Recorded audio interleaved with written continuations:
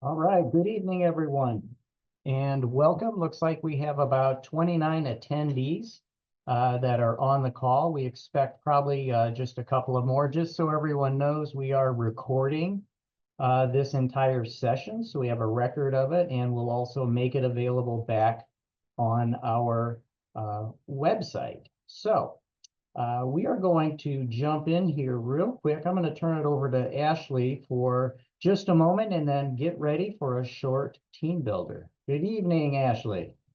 Good evening, Dr. Marino and everyone on the call. Thank you all for joining us on this rainy evening. We promise to make it engaging and fun along the way, but we are very, very excited for you all to be on the call. Dr. Clark, go ahead and give a wave. We want to acknowledge our fearless superintendent on the call as well. So welcome. As you all could see, we do have two dates identified for public stakeholder group meeting in January and February. So more to come on that. But we are very excited to have you all on tonight. All right, thanks, Ashley. Well, we're going to start here with a quick team builder, and I'm going to set this up for us. And here's how this is going to work. There are some Disney images off to the right side of your screen, and they're numbered 1 to 9. And what we would like you to do is pick one of those images that represents how you are feeling right now, and then just a short sentence why you're feeling that way or why you selected that image. Don't push send yet.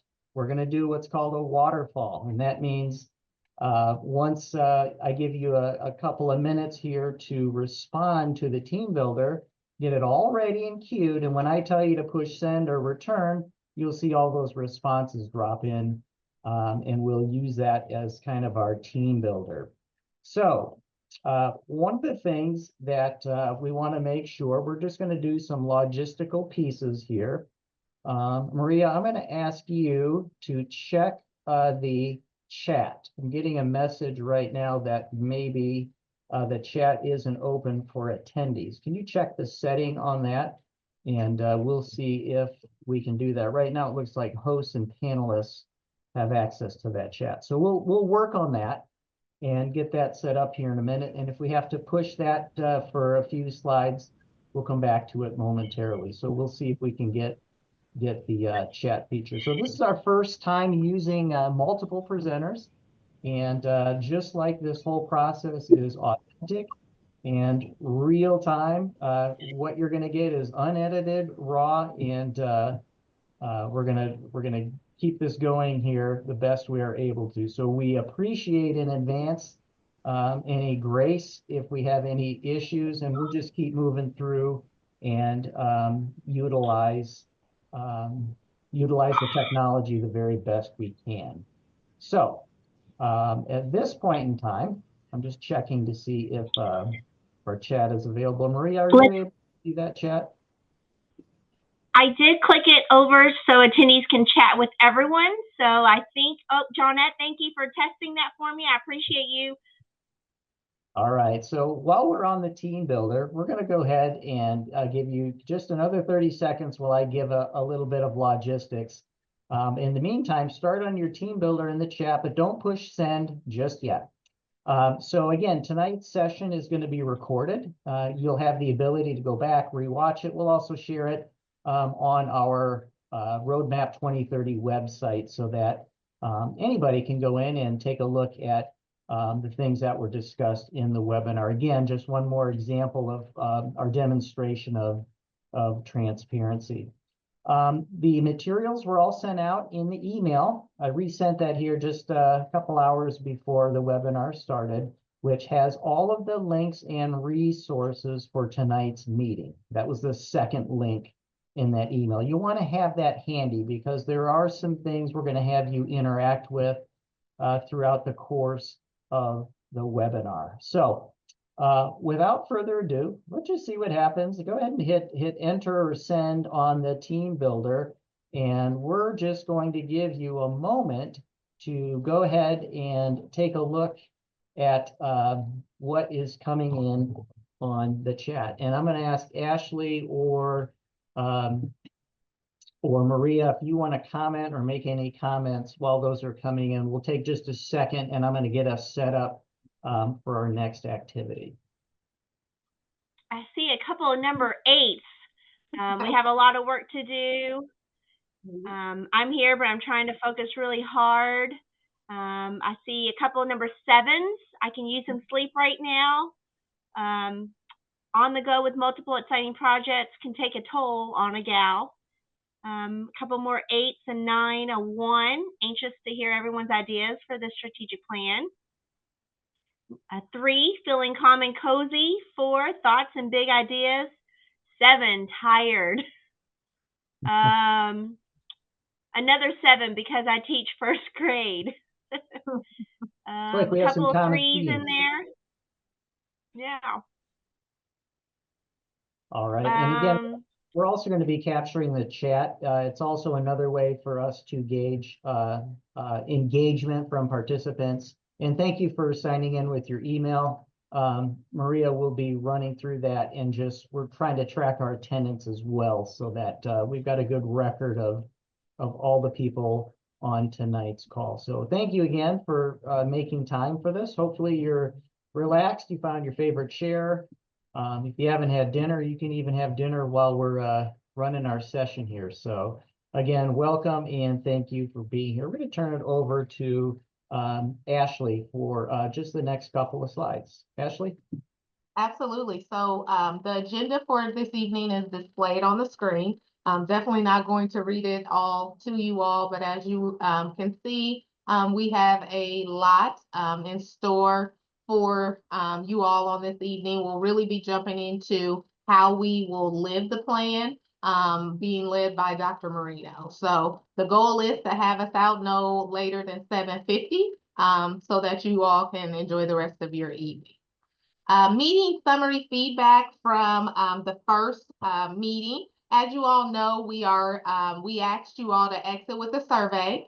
We went through that survey data, and I really tried to pull out trends, both positive and improvement, so that as we're going through the process with regarding the meeting locations, different things like that, we can make sure everyone is comfortable and we're meeting the needs of you all.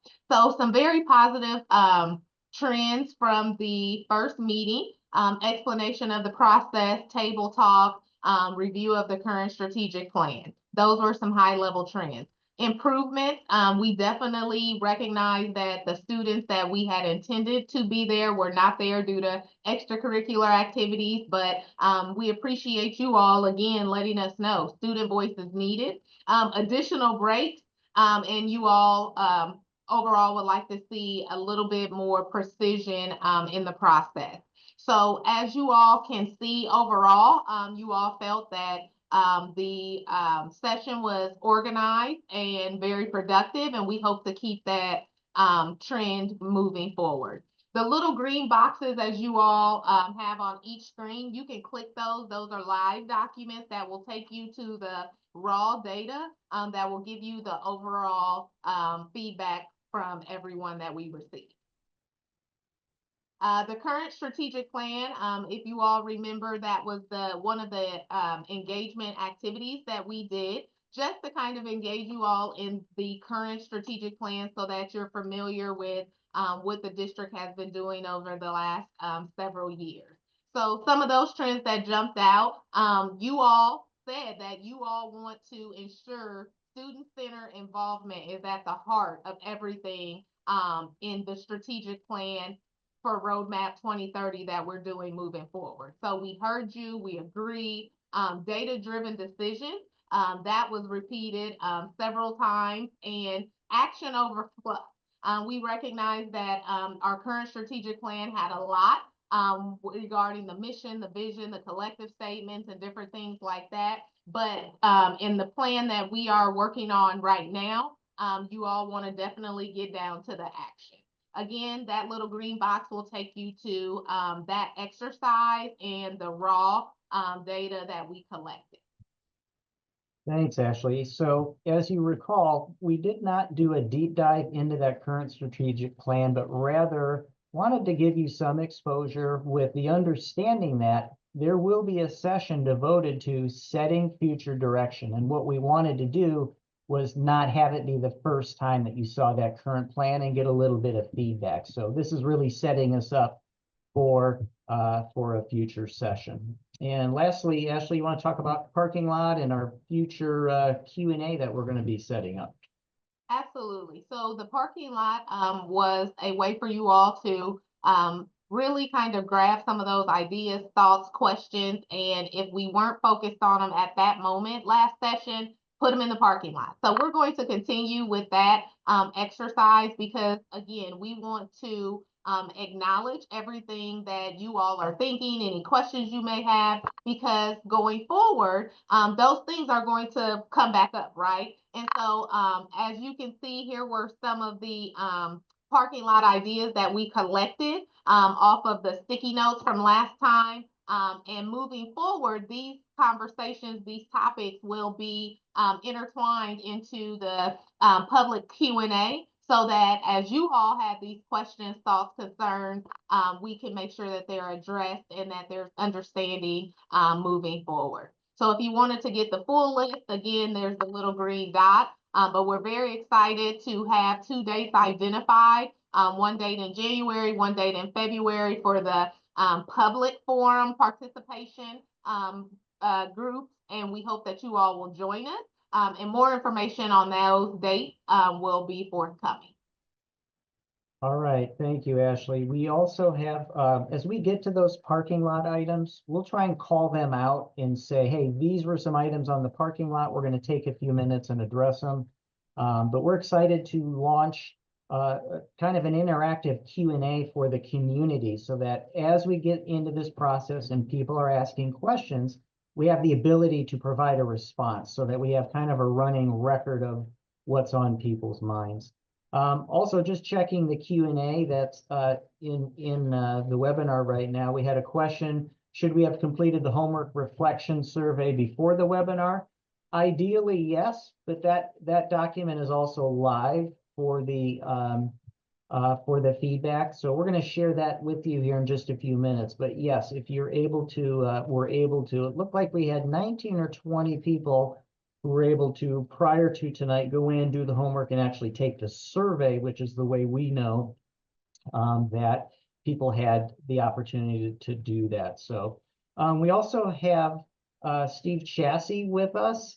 As you recall, Steve's from Green and Associates. We're working on getting him set up as a panelist right now. So Maria, I don't know if you're able to do that. We'll see if we can get him added. Otherwise, just know he's on the call, following our progress. You're going to hear a lot more from Steve as we get into our future sessions, but just wanted you to know for continuity that we continue to have Steve join us. And I can see he just responded in the chat. So that chat will be running and live. If you have a comment, we want you to back channel during the presentations, during the thoughts. If you have questions you want us to respond to, use the Q&A. We will keep an entire record of the chat and of the Q&A during the call, and we'll make a transcript of that available as well. And I've asked Maria to kind of, as Ashley and I are focusing on content, we might be missing what's going on in chat. So Maria, will you call it out if you see something? Interrupt anytime if it's pertinent, and feel free to monitor that for us. So Ashley and I will continue focusing on content. All right, well, let's go ahead and get started. We wanted to bring your attention. I've highlighted the gray areas are where we've been or where we're at tonight. And you can see we're shifting away from focus area 1, kind of that getting started and readiness and what are we here to do. We're going to wrap that up before the end of our webinar and lead right into focus area 2, and that is setting up the data retreat, which will be on December 5th. We're going to talk about the process that we're going to use to engage everyone in that process. And what are we going to do with creating an environmental scan and what we call the SWOT analysis, and that's strengths, weaknesses, opportunities, and threats. So I just want you to see where we are in this process. And I will tell you, The next in-person meeting, December 5th, will be like taking a sip of water out of a fire hose. We've got tons and tons and tons of presentations and data.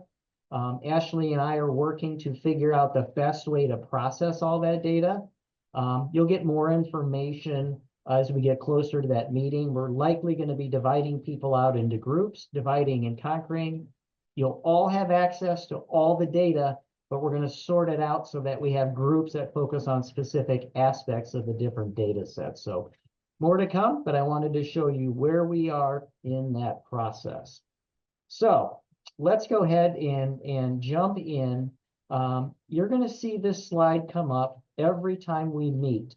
And my hope is by the time we finish this process, everybody would agree we really gave it our all to try and counter these reasons why plans fail. And so tonight is really a focus on numbers 2, 4, and 5, and that is writing the plan and putting it on the shelf. One of the top reasons why plans fail. That's why we put so much time into how are we going to live the plan. And we'll talk a lot about that alignment model and how we're going to go from the boardroom to the classroom to the individual student where everybody has a role in this plan. Number 4, too many goals and strategies, overly complex. We're going to break this down to a plan on a page. And of course, there's more to a strategic plan than a page, but we're trying to show you strategies that we're using in order to counteract these failure points. And then number 5, no accountability or follow through or lack of measures. And as we get into tonight, we're going to start the very beginning of the data retreat and data dive. In fact, you're going to get an opportunity to take a look at a 10-year demographic study that shows what our demographics look like over the next 10 years.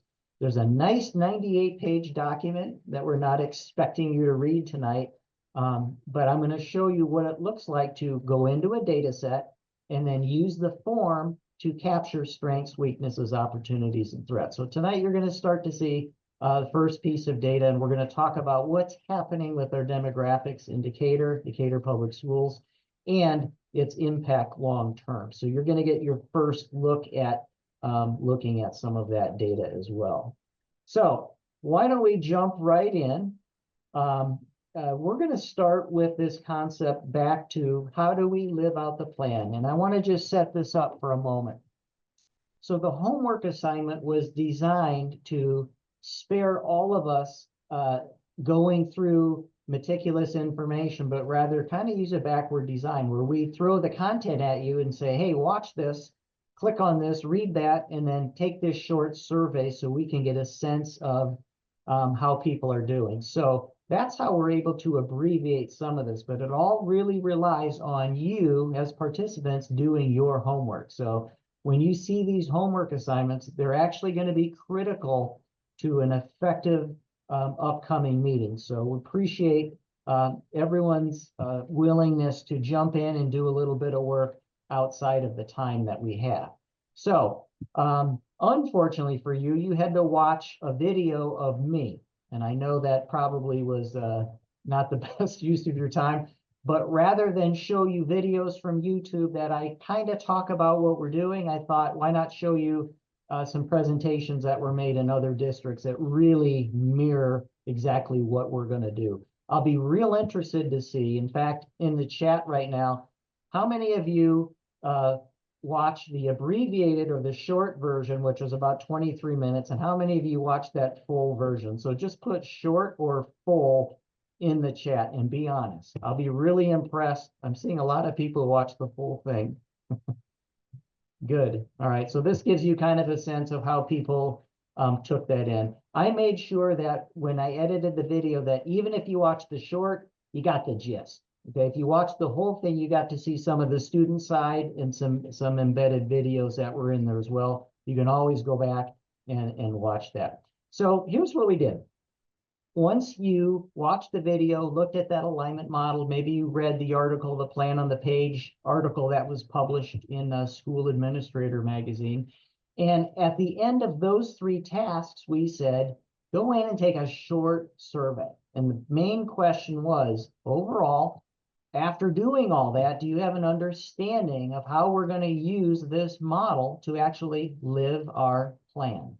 And so the concept here is, if you can kind of see this, you're better able to articulate out as we get into this process, like, are they really going to do something with this strategic plan? So that's why we've heavily invested in this aspect of it, because this is the #1 reason why plans fail.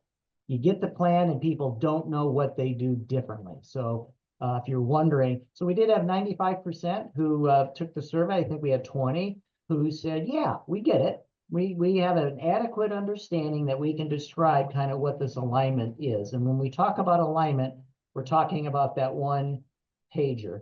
So if you're interested, you can actually go in and view. You look at that green box, you can see all of the comments from everyone. I'm not going to take time during our webinar to do that right now, but every piece of feedback unedited from that survey can be found in that download box. And we use that on the back end to analyze and help prepare for the next session. So we just wanted you to know, anytime we ask for your feedback, you're going to see it raw, and then we're going to tell you what we're going to actually do with that, with that data. All right, so we are going to engage you once again. Maria, can you set this up for a minute? I got to take a quick drink of water. Yes. Okay. So, given to those that did participate and were able to participate in the homework assignment, use your phone to scan the QR code, and if you would, use a word to describe the DPS alignment model. And what I'm going to do is probably take over and screen share my screen instead of Jay's, and then we can pop over to see the results. You can also use the web address if you like, and that is listed at the top with a code. But if you wanted to use a QR code, we thought that might be easier. All right, so let me screen share and let me do the present.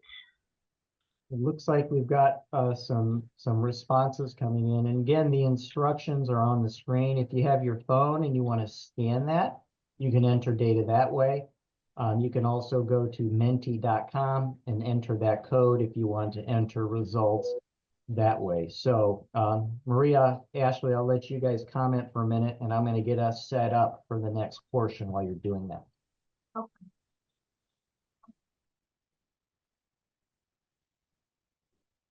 All right, so I feel like there are some very positive words being used here. Possible. Well, I do like the layered word. I'd like to dive into that a little bit more. Necessary. Effective. Critical. And I do think we are going to be very critical because we care and very deeply rooted in our public school system. So that's good. I like seeing that. Relevant, appropriate. We're going to let this run. We hear that a lot. Let it run for another minute. And then Maria, before we close it out, I'm going to see if you can capture for our record some of the feedback that we from this activity. So give people just another second. So again, the reason why we're hammering home this living the plan and this whole alignment model is this is the #1 reason why strategic plans fail, because people don't see how they fit in. So again, after tonight, we'll reference it, but we really won't invest much time in this until we get closer to fully developing the plan. So thanks everybody for your participation. Maria, let's leave it open for another minute, but you can stop sharing, and then I'll go ahead and grab the screen back. So when we talk about the alignment model, and again, you've seen this, I won't go into the detail. You saw the video, you've looked at the articles. If you're interested in your own version of that, you click on that little green box, the download box, and you can have your own version to put right in your classroom or your workplace, right? Maybe Maria can find us some DPS frames that we can use. Okay, just a little bit of humor. Came across some cartoons. You'll see a couple of them woven into tonight. I like this one. I'm just having one of those days. Nothing I do seems to be aligned with our organizational goals. I just thought that's kind of a humorous look. We know that in our daily job, the strategic plan is not always on the forefront, but we also want to make sure that we're intentional in all we do. And that's why this alignment model is important, because it doesn't matter if you're a board member, an administrator, a teacher, a student, or a parent or community member, that people understand that there's a place for them in this process. And really the value of this is making sure that we have a team structure. So you're going to see when we get into the rollout of this strategic plan, it's not going to rely on individuals to take it upon themselves to figure it out. We're looking at a district team that's going to be focusing on district-wide issues. Every school is going to have a school improvement team focusing on the goals that align to this district strategic plan. We're looking to job embed grade level or content area professional learning communities. And once we get into listening to our teaching and learning experts, you're going to hear the research behind what if we could actually job embed every week within the contracts that teachers would have time to come together and actually do real professional learning community work. So they're working together. And lastly, the most exciting piece is probably the classroom learning community. And we'll talk a little bit about that as we get into the model. So one of the things that we wanted to remind us of is where we are today is point A. Where we want to be is point B 5 years from now. So the goal of this strategic plan is to take us on this journey from where we are now to where we want to be 5 years from now in that process.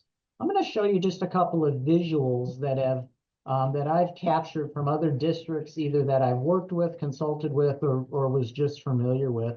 But this is one, Crystal Lake. This is up in Lake County in the northern Chicago suburbs, where when you went into every building, no matter what facility it was, you would be greeted with their strategic plan on a page. Now, they kind of cheated and put 2 pages together to call it one.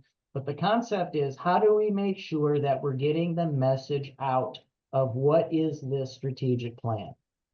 This is another district. This is one that that I've done a lot of work with. This is West Chicago Schools, where they took their mission, vision, values, portrait of a graduate, what are the goals and those strategies all on a page. So these are just examples of how do you get this strategic plan from a huge, thick binder to something that is very condensed and concise. But we're going to show you where to go to get the detail of a strategic plan. So back to this alignment concept. There are a lot of organizations that have starting at different places, all trying to come together, only to find themselves and all of their efforts have not been specifically aligned. So this alignment model gives us a fighting chance at making sure that we get everyone within the organization working toward those common and shared goals, beliefs, and strategies. So again, just another school district, seeing some plans on the page. This is Northbrook District in Chicago suburbs. So I'm hoping you're seeing some common familiarity here. This is from a district years ago where I was superintendent. This is Antioch Schools, right up on the Wisconsin border. But this is where we take that district plan, and then each school is writing their school improvement plan and converting it into that plan on a page concept. So that's the model when we talk about alignment that we're working with, is how do we get that plan all the way from the boardroom down into the classroom. So I came across this funny, this page intentionally left blank, are we on the same page? So how do we utilize this alignment strategy to make sure we are all on the same page? So this is the current plan. You had some exposure to this plan at our first meeting. and basically outlines a plan on the page. Now, we picked this apart a little bit and said, we think we can improve this, which we will, but how do we take our strategic plan and actually start to get all of our departments and schools aligned? So there's some text on the right side of this slide that I want you to pick up on. Once you get the district plan, we basically created a template. And that's kind of what you see here for our district departments, where we have SMART Goal 1, SMART Goal 2, SMART Goal 3, and we take Human Resources Department and our business office and the IT department and student services, and we say, okay, departments, how do you fit into this district strategic plan? How is the work you're doing in your department aligned to that? And then we create live Google Docs that actually link up on our website. So if you were interested, you go from the district plan into every school's improvement plan, into each department's plan, in order to kind of see exactly how everybody's work is being aligned to that plan. This one actually comes from Ashley's department. Ashley, you can jump in here anytime. I'm just kind of showing visual, but the question came up in one of the meetings. There's got to be more to the strategic plan than a plan on a page, and you're absolutely correct. So Ashley, you had 3 goal areas: innovative program. You want to talk just for a second, and I'm going to advance here as you're talking through it for just a second. Yes, so when we really looked at prioritizing our goals, our SMART goals by department, we were tasked with the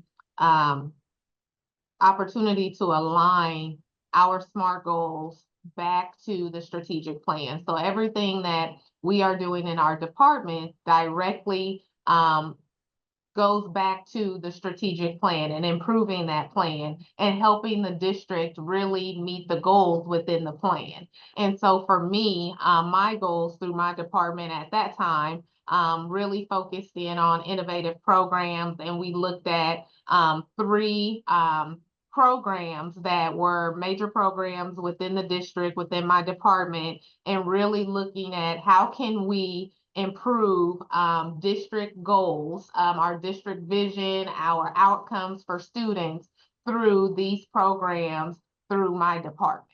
And so when we set up these goals, we always look at having measurable outcomes. And so that's why you see here those measurable outcomes that help support the goal, that in turn will support the big picture of the district and its transformation. Awesome. So we're using this SMART goal concept, but we wanted you to see, how do you go from this plan on the page to something that actually gets people moving in a direction? So as Ashley articulated in her department, they picked 3 focus areas that align back to the strategic plan, but it goes deeper. This is the plan on the page, but what happens when we go to the next level? So now you're going to see, this happens to be career readiness for one of Ashley's goals. And you can see as you go deeper, and this is all live on our website, where you go in and you're like, okay, so how are you going to carry out that goal, SMART Goal 3? And you can see an action plan. I've kind of blown that up here on the right side, where you can see, what are we going to do? Remember, this whole continuous improvement process is about thinking and doing differently.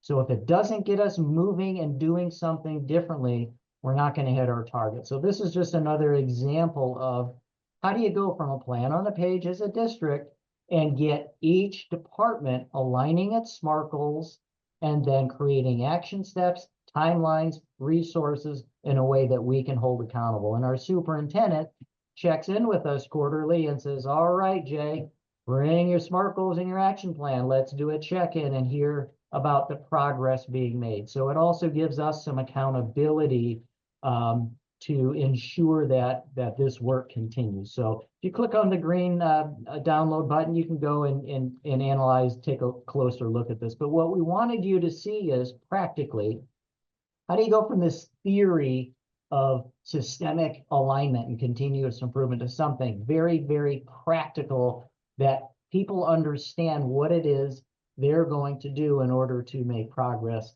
toward that goal. So Ashley, thanks for letting us use your sample. We've got these for every department, and we've got them for every school. Every school has a school improvement plan with goals aligned to those district goals, and they have the same format of the action plan as well. So that's the living the plan piece that we wanted this team to take away. Once this thing is created, it's going to get all of us moving in that same common direction. So we're going to take you in. We're going to pause here for just a moment. And I want us to, we're going to use the chat for just a couple of minutes. And I'm just interested in the few slides that we shared on this alignment model. You use some words to describe it, but now I'm showing you particulars. Give us a reaction to what do you think happens when an organization creates a district plan and then says, all of these departments need to make it theirs, and all of these schools need to make it theirs by showing how their plan on the page aligns back to that district plan. Let's just use the chat for a minute, and we're interested in any reactions, and I'm going to set us up for the next segment of the webinar. But let's go ahead and jump into the chat for just a minute. And anything that we showed over the last several slides, and again, you have access to the presentation, so you can go back at your own pace if you want to. But let us know your thoughts. If you're a teacher, I can see some comments already. Someone mentioning, grade level teams are huge. And if you think about it right now, our high schools have a Wednesday early release. And our high school teachers have PLC time built into their contract day. We are interested in this new strategic plan, opening up conversations to determine how can we create job embedded time within the regular contract day when teachers can come together as a team and actually look at data for their kids. Utilize that time to collaboratively look at how to drive improvements within that department or that grade level as well. So again, we've got lots and lots of examples. We're gonna reference some different things for you to actually go watch a PLC meeting. We've got some good examples of that. But this is a way in which we really try to engage everyone in that process. So thanks to those of you who are jumping in on the chat. And we also see some comments, how is it different than what we currently do? We have some folks in the building go, I haven't seen our building plan yet. That means we have some work to do as well. So what we're sharing are concepts and examples of the model that once this plan is done, how are we going to drive this thing all the way from the boardroom, all the way down into the classroom? And again, we'll be saving all of this chat. All of this is helpful as we continue to do our planning based on your feedback. So I'm going to keep the chat room open, and I want you to do what's called back channeling. And that means you're not rude if you're typing in the chat, as long as it's relevant to what we're talking about, and posing questions, making comments, make some statements. Feel free to use this chat as kind of our back channeling experience, so that you're not just necessarily sitting and listening, but actually engaging with it. So thanks for all of the comments that we see coming in. So let's get into what I think is probably the most unique aspect of our alignment model. And that is, what if we actually had all of our kids, our 7,800 kids, working on our strategic plan? And when I talk with other superintendents or working in other districts, I like to whisper, and I'm like, hey, what if we could get all the kids working on our plan? Wouldn't that be cool? And the concept is, what if we can get every student actually engaged with their own goals? So let's take a look at that. We're going to talk about data alignment for just a moment. And again, feel free to back channel or make comments within the chat if you'd like to. So let's talk about this data concept. And I want to use another image for you. Think about the data pieces of what's going to drive that. You've got a district strategic plan at the top, aligned with a school improvement plan. Now, when we get into the classrooms, what if we had classroom SMART goals within every classroom where we said, these are the most important things this week, this month in our classroom, and we actually turned them into SMART goals. And then we did one thing very powerful that not many districts do, and that is engaging every student through the use of their own student data folder, where they're setting their own SMART goals, personalized to their own ability level, aligned to the classroom goal, but actually tracking progress in their own data folder. And I'm going to show you some examples of that. So I'm going to leave this on the screen for just a second. This is actually a school data center, okay? You're going to learn about our data warehouse project, which is all digital and online, but there's a lot of power. Imagine a 4 by 8 foot bulletin board when you come into a school and you're greeted by a school data center, which basically takes the most important goals of the strategic plan and says, this is what's important at our school, and how do we start to actually engage people through the use of data, because what gets measured gets done. And so think about a classroom data center now, where in a classroom, that same bulletin board is now in every classroom, where we now have student-created mission statements. We have classroom SMART goals that are aligned to the school improvement goals. We've got data, or our dashboard, where kids get a visualization of, are we progressing toward those particular goals? And then you'll see some feedback tools. What if we had a parking lot in every classroom where kids had ideas and concepts, and instead of having an idea but not having the opportunity to share it, we could actually get the students' input, park their thoughts, their recommendations, their suggestions, their concerns, their ideas. And then what if we had, just like we do a meeting evaluation after every session, what if we had kids doing a plus delta at the end of every school day? That's our exit ticket out of the classroom. What went well today? What are the strengths and the pluses?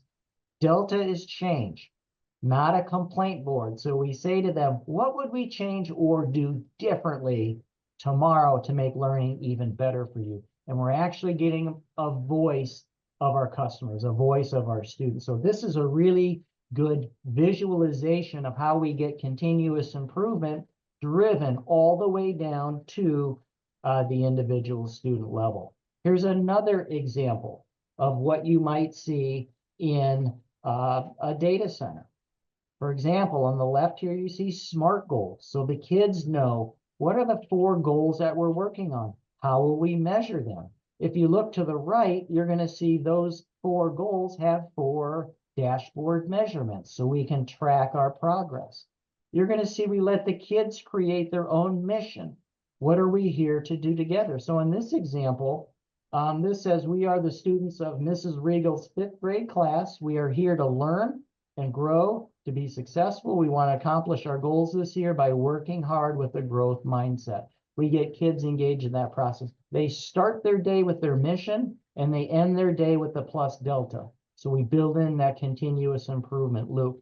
We even let the students create their own rules for their classroom, so that you can see those signatures, they sign them, which is a contract.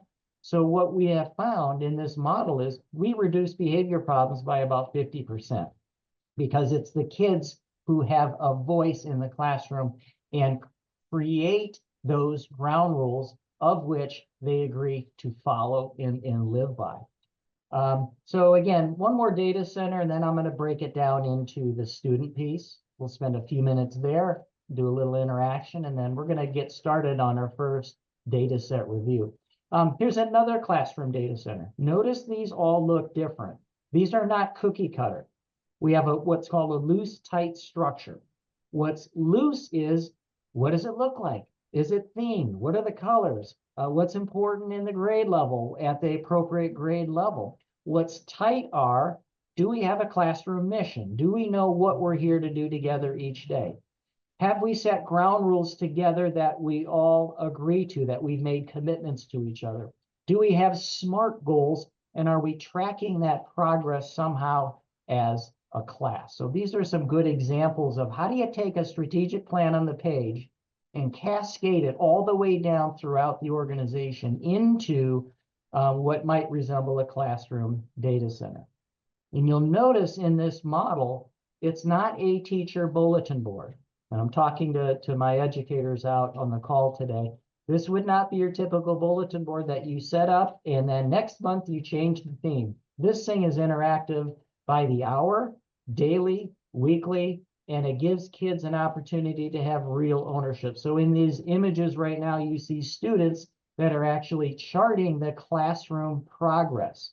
So they're taking SMART goals and getting a data collection and aggregating the average of whatever it is they're measuring and seeing if collectively they're moving their own needle in their data center. This is what it looks like in an individual student data folder. This is where you're going to see customization. And in that customization, we're trying to get students to say, if this is the goal of our classroom, what is my personal target going to look like? Because for one student, the class goal might be 83%. That's our collective average. But for a student maybe more advanced, 95% is more of a target for them. And it may be a challenge student, 70 might be a SMART goal for them, a stretch goal for them. But aggregate, when we pull it all together, we understand what we're here to do together as a class. And then I know how I'm doing as a student. And here's the power of doing this. This is where we get ownership and accountability. And if we get this alignment model right, what we've done is aligned the district strategic plan to the school improvement plan. Had every classroom grade level team, content areas say, how do we drive that within our school to align to our school improvement plan?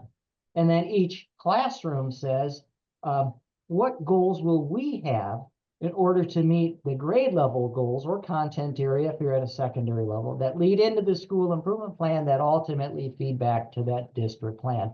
That's how we get 7,800 kids in Decatur owning what's most important for their education, setting goals, tracking progress. That's how you go from good to great, when you get everybody who has a role in this process. So that's what we wanted to really hammer home for you, is how does this model help us drive the plan? And I'm going to jump back here real quick just to my main slide.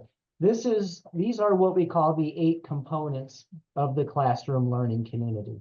I only hit a few of these components. We talked about classroom and student measurable goals, talked about the data center and the data folder, but there's all kinds of other cultural pieces that embed into this. Can we give students a voice to create their ground rules? Can we have a weekly, just like we want weekly professional learning community, PLC meetings? What if we had students do a classroom meeting each week in which they facilitated it? They looked at their data, they solved problems, they come up with solutions. What if we had every student with a data folder? It would be really odd to do a traditional parent-teacher conference in a model that is engage students in their own learning. How about now a student-led conference where the student is showing their portfolio, their collection of work, their goals, and the progress, and talking to their parent or guardian about the progress that they're making within that. So I just wanted to pull that model back up for all of us. And again, we're not going to continue to beat that horse, but I wanted you to understand the power of this alignment model is when we get every kid, every adult in our system thinking and doing differently based on the alignment of that district strategic plan. Okay, I'm going to pause. Had a comment. Yeah, please. I was going to say there was a comment in the chat that might have lent to maybe a little more explanation for how that model works for middle and high school classrooms because of the different students and multiple class periods, and then also the time strengths of the period. So maybe just scratch the surface on that. Yeah, and by the way, this classroom learning community is a 3-day teacher intensive training that we've actually done. In fact, Parsons Elementary is one of the buildings that went all in with implementing this. So we actually have some examples, but there is a difference. It is not one size fits all. This looks different in kindergarten than it does in 5th grade, than it does in middle school, than it does in high school. For example, if you've got 125 kids on your roster, you've got 6 sections of a math class, are you going to have 6 sets of ground rules in your classroom? Probably not at the secondary level, but does it make sense in a K-5 self-contained classroom? Absolutely. So there is very much a difference. And what I say when we do this training with teachers is you got to make it yours. Don't take an example and say, oh, I got to make it look just that way. The concept is this. What do I take on student ownership? How can I make that piece work in my classroom? Can kids set SMART goals? Can kids have a data folder where they're tracking homework assignments, unit assessments, those kinds of things? But great question. And Maria, thanks for calling it out. Like I said, this is a 3-day intensive that we do to actually help teachers understand how to implement in their classroom. And given our time tonight, we won't go there, but our teachers are calling it out exactly how it is. It looks different in every grade level, every content area, even from school to school, as you move throughout the district. So the concept is this: how do we engage students more in their learning? Kids that aren't engaged in their learning, we aren't going to get the most out of them. So we're trying to show practical tools and strategies of how to align this thing from the boardroom all the way down to the classroom. Please continue to use the chat.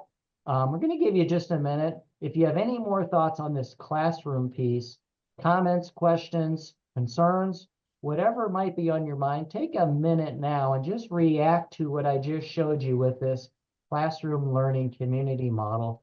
And I'm going to set us up for, we've got really 2 activities left for us. And we're doing great on time. We will finish ahead of schedule, which is how we had hoped it would go.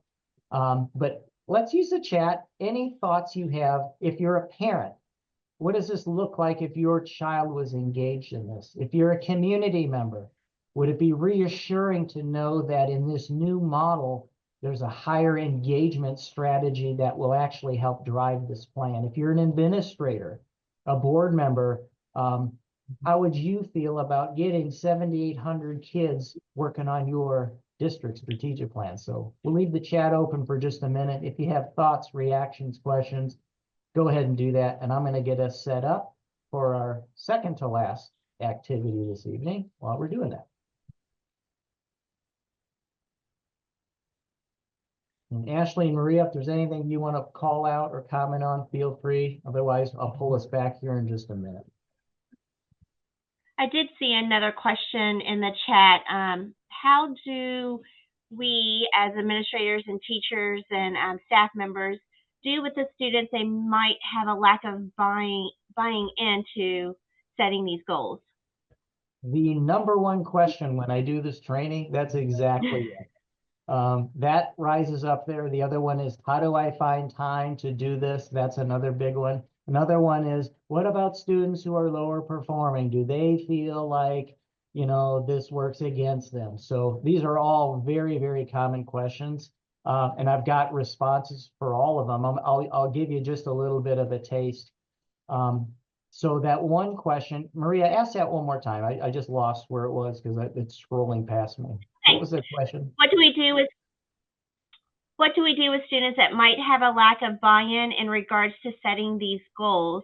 I did see another comment that said kids buy in when they see their own progress. So there you go.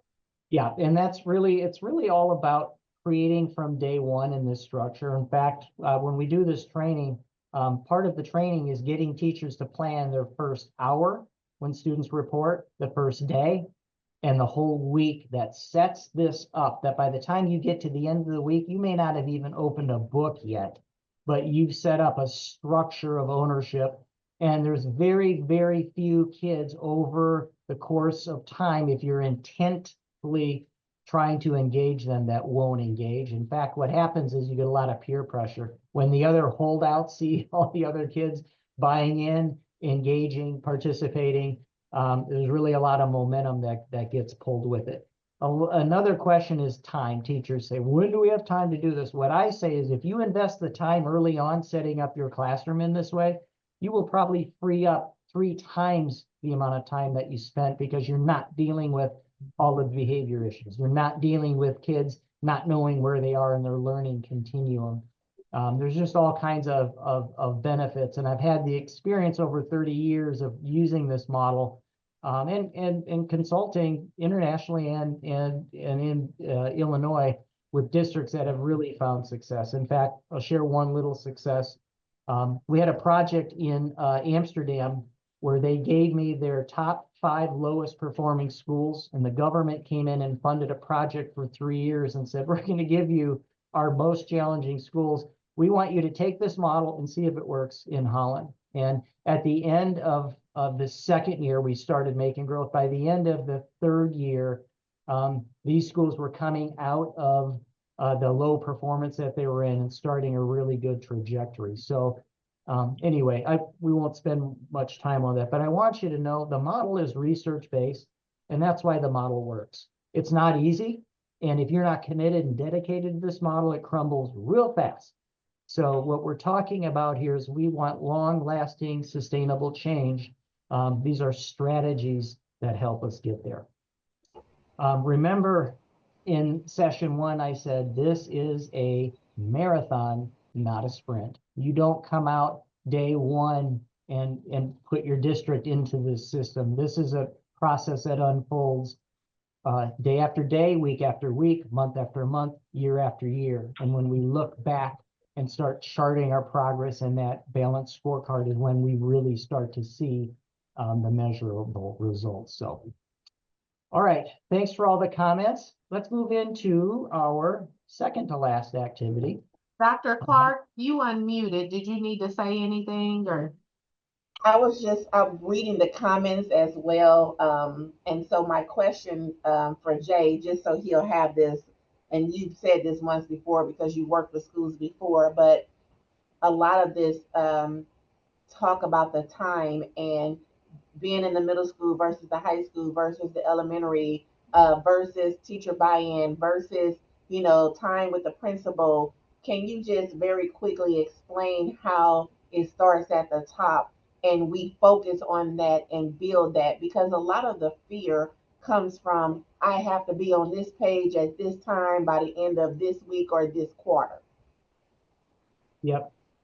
So one of the things that we do is we try and model that. And as we migrate toward really embracing this alignment model, it's going to live or die on the modeling that we do, even at the top levels of the organization. And so you're going to see things that are really helpful. For example, I'll tell you what they did at Parsons.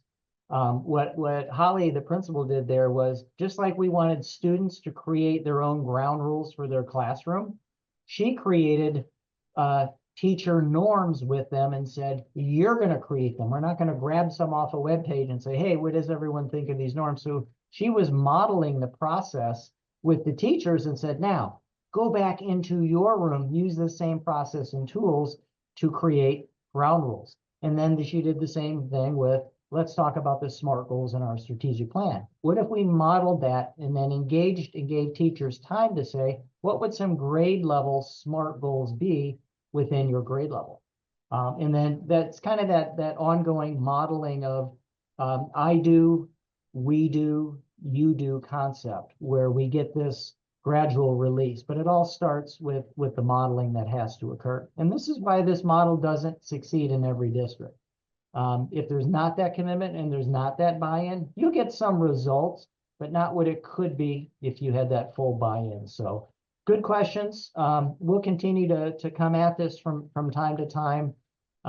Just know that we've got a whole process for schools and teachers that say, we want to step into this journey. We don't just throw it at them, show them a few slides and say, good luck. We actually take them through a 3-day intensive that helps prepare for that success. And I'll be sharing with you too. We've got some video from the first training we did, and then followed them up months into the school year. And we'll share those out as part of your homework. So you can actually see Decatur teachers, Decatur kids, and have them articulate what it looks like in their classroom now versus before they use the model.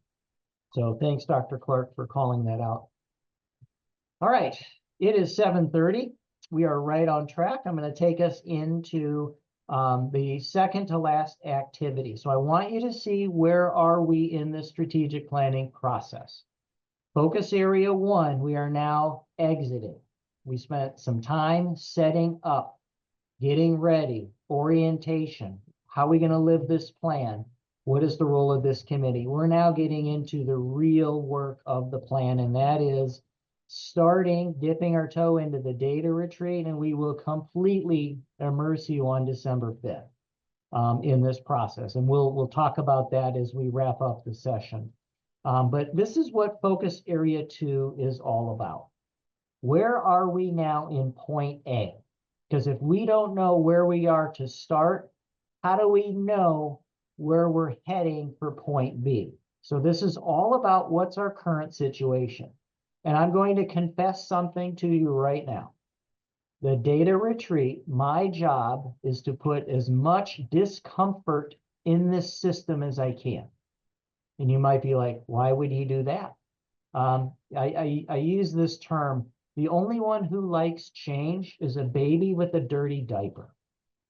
And there's a reason for that. It is not comfortable when you are sitting in a dirty diaper. So you have to create a sense of urgency. You have to create a point A that doesn't feel good. So I'm going to apologize and ask for your grace and mercy as we get into day 5 or December 5th. We do not sugarcoat anything. It does us no good to spin or give you a narrative that tells a story that looks better than it really is. So we are going to air all our dirty laundry, warts and all, and you're going to see raw data. And when we look at it, to some degree, I hope it makes us all very uncomfortable, because it's only when we get to that place where we decide we need to think and do differently, because the results in our point A is not acceptable. And so the whole data retreat process is about flooding you with as much data, facts, and information that are going to tell a story. We are not going to create a theme, give you a narrative, sugarcoat it, tell you how we wish it was. We're going to do what I call hitting you between the eyes with a 2x4 on what our results look like. And I hope some of you aren't taken offense by that. Maybe some of you are encouraged and are saying it's about time in a process where we can actually talk about the reality of what we're doing and the results we're getting. So I'm just going to apologize in advance, and then I'm going to retract it and say, this is my job, our job, Ashley and I as facilitators, is to create enough discomfort in the system that we're all saying, okay, Jay, you got our attention. How do we get to point B? First of all, what does point B look like? And we're not going to get there by continuing to do what we've always done. So just know that that's part of the process. So here's what we're going to answer. And again, we're going to start this process tonight. You're going to get your first data set, and I'm going to walk you through that. That's our next activity here. But this is what we hope to answer when we go through this session.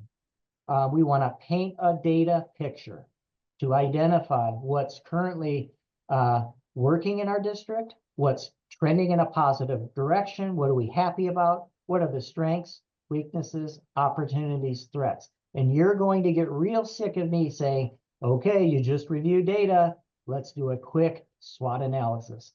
But the concept is you're going to get a set of data, you're going to have time to interact with each other, respond to it, and we're going to say, what's the takeaway? What's working well here? What are we excited about? What feels good? And what do we need to start paying attention to because it's unacceptable? So this is that process that we're stepping into next. And in my opinion, it's probably the most important. December 5th is probably the pivotal moment of this whole process. And again, I've done this as superintendent in multiple districts. I've facilitated this for other districts. This is where the rubber hits the road. If we don't paint the true picture of where we are at as a system, we will not get people to think differently. We won't get them to consider, do we have the right structural school structure in our building? Do we want K6s? Do we want K8s? Do we want magnets? Do we need 2 high schools? Do we want 1? What about alt ed? Do we need a freshman academy? I'm just throwing out, and you heard Steve Chassie mention some of these when we get into facilities. This is where we start to say, what does point B look like? And do we need to take a look at our current structure? So this is what we basically call an environmental scan. And the only way to do that is to give you access to about 20 different data sets. And I'll tell you, you're going to see what those data sets are in a minute. And then we're going to start today looking at that first data set. But what we're trying to do is say, can we describe what our point A looks like today as we speak? When we look at our current and past data that has gotten us here, do we all understand what our current performance is? And I've done this in very high performing school districts with 90% of their students meeting or exceeding standards. And I've done it with about the opposite. And it's different discussions, but the concept is wherever we are, the biggest room in the house is the room for continuous improvement. And so that's what we hope to do in this process. So in a moment, you're going to be taking a look at demographic data, which is one of the data sets. When I talk about SWOT, I want you to reflect on this for a moment. It's more than just one word, strengths. Here's what we're trying to, here are the sub questions within each of these. And I'm not going to read all these. I'm going to read one, strengths. We're asking, what do we consider to be strengths? What advantages do we have in Decatur based on these data sets we're looking at? What do other people say our strengths are? And then if you look at something like threats, we're looking at what are the challenges coming down the road that we better be prepared for, or we're not going to be ready to meet those challenges. Where does AI fit into this? Where does technology fit into this? How do you operate in declining enrollment when your population is going to continue to dwindle? Those are all threats. So you can see each of these boxes, it's bigger than just what's going well, what do we need to work on? There are some sub questions, and you're going to want these questions right in front of you as you review a data set. And so we're going to take a look at one data set. And again, we're still right on time where we need to be, so don't panic.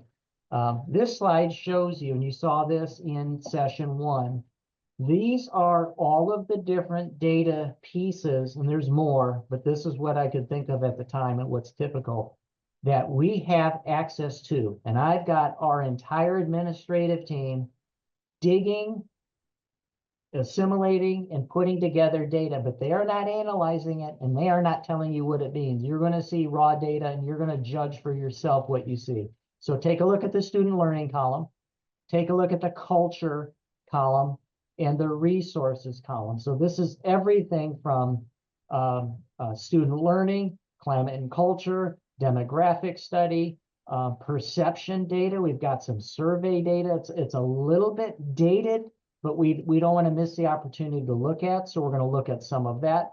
We're going to look at staffing data, open positions. We're going to look at our facility data. We're looking at salary and benefits, per pupil expenditures. You're going to look at technology data. Anything that we have available, you're going to hear from the administrator who oversees that department. They're going to be presenting to you on December 5th. They're going to take you through their data. Marino, Yes. where would student discipline be embedded, or what report or data would that be in? It would be in, I know you know what? services. I don't even know if I see it. I just had Eldon send it to me. So we've got a 28 slide on discipline. So thank you for calling that out. I probably need to update that, but that's a key piece. We're going to talk about expulsions. We're going to talk about suspensions. We're going to talk about the highest occurrences of discipline in our district and what it looks like over time. We're going to break it out by ethnicity, by gender, lots of different ways. So yes, all of that is included. And thank you. Maria, can you make a note that I update that slide too? It was in the chat too. I can't take full credit. Got it. So this is just to give you a sense of what are we going to be looking at. There's more to it too, as we're getting into these data points. I'm reaching out. Ashley and Dr. Clark know this. I'm following back up and being like, Dr. Curry, you gave us this, but can we also get that? So there's even more than what you see here that we're pulling together. But this is what you can expect. So we're going to take a look at the first data point. I'm going to show you the tool you're going to use, and then you're going to have this as part of your homework assignment. So I'm going to kind of set it up. We're going to evaluate the meeting, make some closing remarks, and we will sign off before 7:50 here, because we want to hear that positive feedback in the evaluation, how we were good on time. But this is what we're talking about. When we do this, every participant is going to get two formats. One is a paper format, because some want to be able to have paper to write on. And it's basically going to look like this. You're going to identify which data set you're reviewing at the time of providing this SWOT, okay? So we're all going to be working in different data sets. So one person might be an A, student achievement. Someone else is looking at that health, life, safety report in our buildings, and someone else is looking at human resources data. Everyone gets a chance to look at every data set. What we don't have time for is to take the entire group through 30-minute presentations on every one of these data sets. So you're going to have a little faith in your colleagues, knowing that you get the same access they did, and you can go back and also provide a SWOT, but we're going to assign teams and break this out. So a team might take 2 or 3 of these data sets and have the entire session to go through and make these remarks. And then a report back out where that team who studied it is going to say, here's our high-level SWOT. So even if you weren't in that discussion, you get to hear what the team pulled out. And then you get to go in. So does everyone in the world who wants to go into our website, see that exact same data set, grab the same tool, and go in and provide that SWOT analysis. We also have a digital form. This is the digital form that I made as a PDF. If you want, you can review the data set, scan this on your phone, and you now can enter all the data electronically. So if some love paper and they want to do it this way, some want to do it digitally, some might want to mix and match. On a real hefty data set, maybe you want to print out. On another one, maybe you want digital. So it won't matter what format. We've got people to get all this data into an electronic format, and you will see it in its raw state, okay?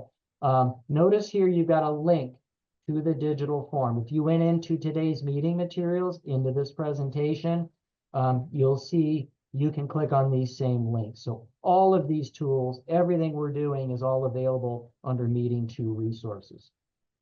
So here's what I want to do.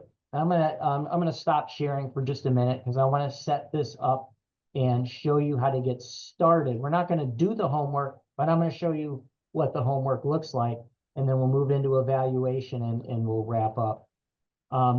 When we do that, I'll have a few remarks. Ashley, if you have any, and Dr. Clark is welcome if she has anything. If not, I'll close us out, but just give you a little notice if there's anything you want to share. So first thing I'm going to do is go to the 10-year demographic study report, okay? And I'm gonna stop the share for the moment, and I'm going to go into that full report, and then I'm going to go ahead and share it back out here. So I'm in Meeting 2 resources. I'm going to go in and I'm going to grab what is our demographic study. So this is, you'd be happy to know, this is a 111-page document. We do not expect you to go through 111 pages, but we did not want to neglect you with access to the full data. Now you have this now, you can go and click it up on your screen. All I'm doing is showing you what this looks like. And then I gave you a little cheat sheet. I did a 1-pager to get us started with this, but this is the kind of thing that you will have access to. Everything from birth rates to cohort populations, to enrollment changes, to business, industry. If you scroll down to the back of this thing, you'll see birth rates, you'll see low income percentages. I mean, there is so much data in here. You'll love it, but I wanted you to see the raw data, and it tells a story, okay? I'm going to partly tell the story to you, but I'm not going to excuse you from the homework assignment, which is take some time and scroll through so you're familiar. I want you to come prepared on December 5th for our next session with a full understanding of what's happening in our community and what things look like here in Decatur Public Schools. So I'm going to go back in and I'm going to grab the one-page executive summary. Okay. And again, this is something that once we take you through the activity, it's going to lead up to something that we can publish on our website and say, here's 111 pages. We're going to summarize it in one page, but you got access to all of it. And if you disagree, go take a look at it. But here's the summary. And I want to just pull out a couple things here. Okay, so give me just a moment to talk through this. So basically, when you look at this chart or graph on the right, does the arrow go up, down, or remain constant? Right? The arrow goes down. That is historical population. I went all the way back to 1986, where at one time we had 1,200 kids. And we had a demographer run a statistical analysis through the years, look at all that data. This is what it looks like historically. So you might ask, well, what does it look like in the future? So we went in and we asked the demographer to take us from 2022 to 2032 and start to put some numbers to what's going to happen with our total student population. It takes into account birth rates, community growth, all kinds of variables in 111 pages, and it summarizes into, here's what you can expect. And you'll see a low, medium, high, meaning if the numbers come in really good, use the high number. If it comes in about where we think it will, that might be medium. If things get worse than we think, you might use that low number. That's why you're seeing a range, because we're taking 3 different trajectories in our statistical calculation in order to generate. Now, having said all that, here's the headline, and I put it in bold right here. Basically, we will be declining from 1.2 to 1.6% per year as far as the eye can see, okay? Now, why is that important to know? Well, as we start talking facilities and other things, we have all of the square footage and footprint that we need. In fact, we're probably going to have more space than we have use for with our students, given this population. And part of this is to get the committee to understand this is not about going and building another new school or tons of renovations. We probably have all of the footprint that we need when it comes to facilities. The question is this: how would we use them any differently? And I want to use another quote. This is not me, but this fits into my narrative of hitting us between the eyes with a 2x4. This says, this is from the author of this document. This is, quite frankly, one of the most convoluted districts the analysts have studied. All these variations, special schools, meaning magnet schools, K6, K8, differentiated grade level distributions contribute to that. So, folks, if we like it or not, we're going to have to look at what we want moving forward to structure our schools. We're in declining enrollment, 1.2 to 1.6% a year. That's not going to change.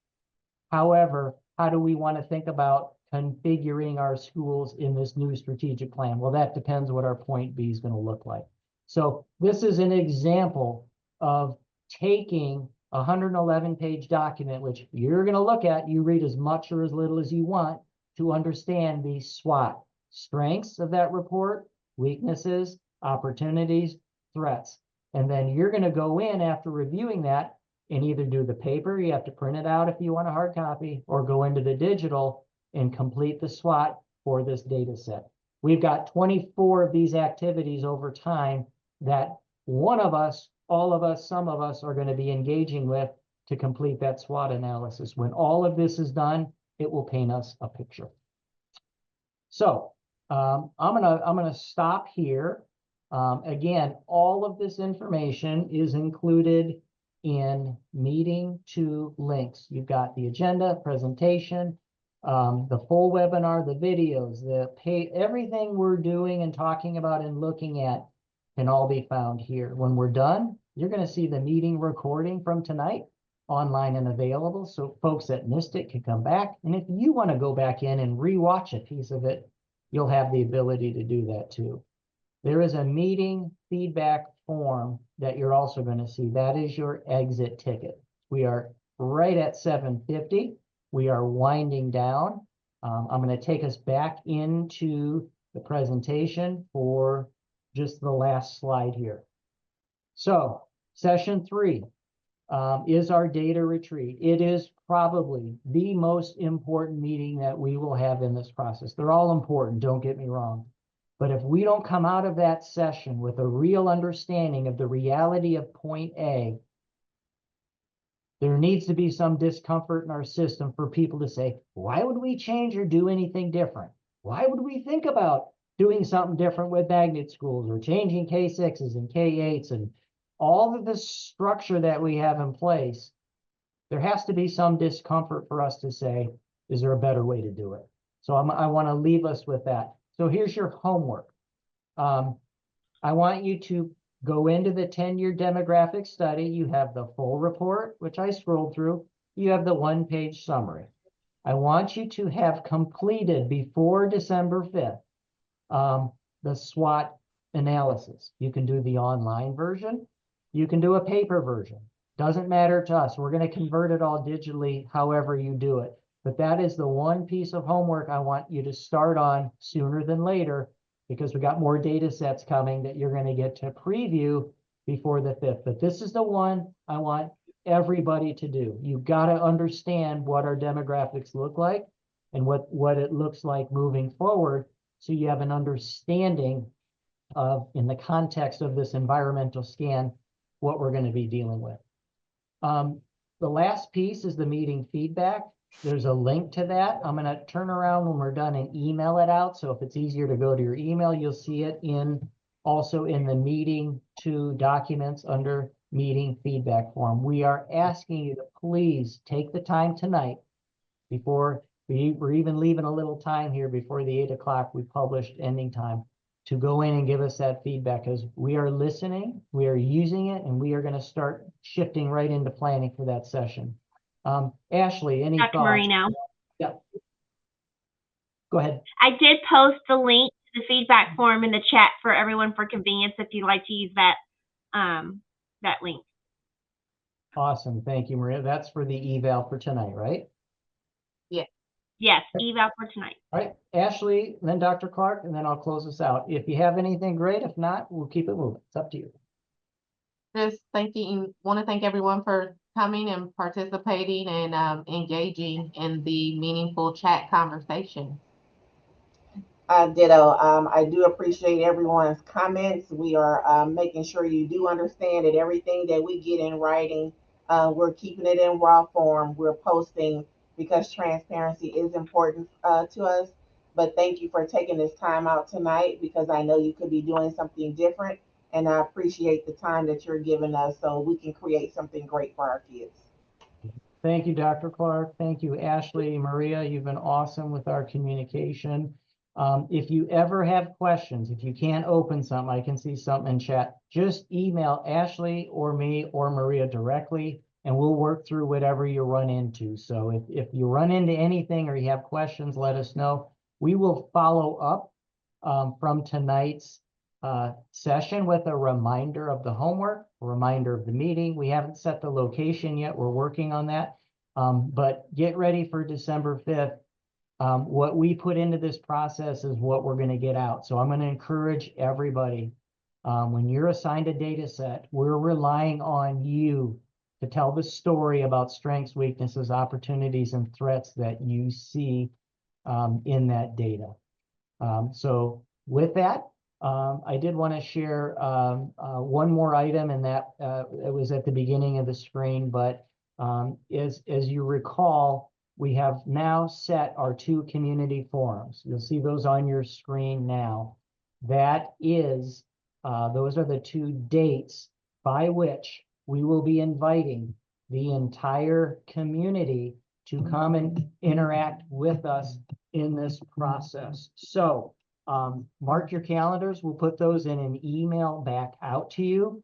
But these are our first 2 community engagement sessions. They will be live. Steve Chassie, our facilitator, will be helping with that.